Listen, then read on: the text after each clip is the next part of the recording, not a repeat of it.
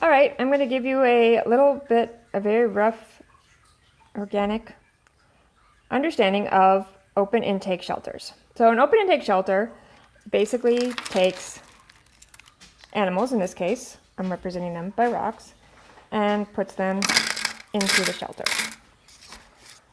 Now, they don't discriminate. They take whatever animals come in their way, their doors. And they continue to take them every day, every week, of every year. Now, at some point, they get full. But then you have rescue that are wonderful organizations, and they come and they take some out of the shelter into the rescue. But at some point, rescues run out of space, foster homes, money, and when they do that, they have to say, okay, we can't fit any more there. So the shelters try to combat what they have and with adoption. And they adopt out as many animals as they can. But this is also limited by the amount of resources they have and the amount of people who are interested in adopting a shelter animal. And at some point, you just don't have anybody interested in adopting, or they're not interested in adopting the animals that you have. Meanwhile, all this is happening, you still get more animals into the shelter. Because as I said, every day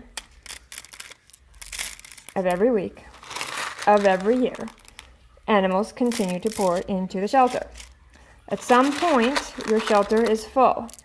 And when I talk about full, I'm not just talking about that you don't have any cage space.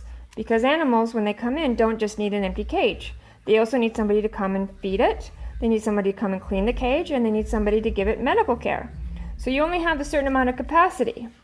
And when an open intake shelter reaches capacity, then that's when they have to make this wonderful, horrible decision called euthanasia. And usually what happens is they take some of the animals here and put them in and euthanize them. Because while they're doing that, more animals are coming in. So they have to take some more and put them in here. And that's the only way that they can make space. Now, meanwhile, social media will take one or two of these animals and have a big outcry and want to understand why this one or that one was euthanized. And they put all this attention on animals that were euthanized, and most often they don't have the entire story as to exactly why they were euthanized. But while they're doing that, more animals are coming into the shelter and resulting in more animals being euthanized because, as I said, the shelter is at max capacity.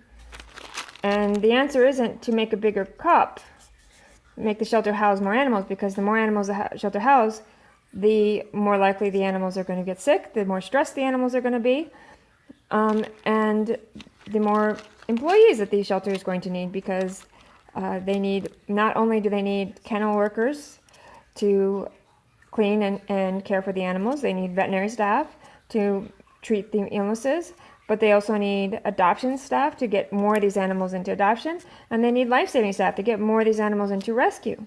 So without adding more staff and more resources, they can't make a bigger cup. And every time the more animals come in, more animals end up being euthanized. So what I want you to understand is that putting all this attention here, and which generally means that the shelter gets attacked and the workers get attacked and they're called murderers and they're called horrible people and how do you sleep at night and all these things that shelter workers face every day on social media and in emails and even on the street or in the shelter, doesn't help solve this problem, because the shelter isn't causing the problem. What's happening is these animals keep coming in from the community. And so in order to solve this problem of euthanasia and this problem of a shelter over thing, you have to focus on the community.